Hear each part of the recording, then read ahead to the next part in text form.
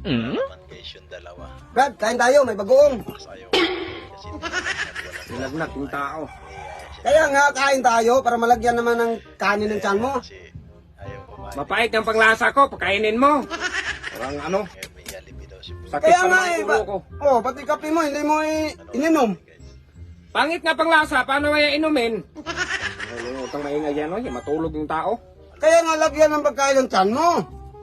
Jollibee kakain siya. Masarap naman itong bagoong. Sos, kahit ang kuwan pa yan, bagoong dong. Hindi nga ako magkain kay pangit yung panglasa ko.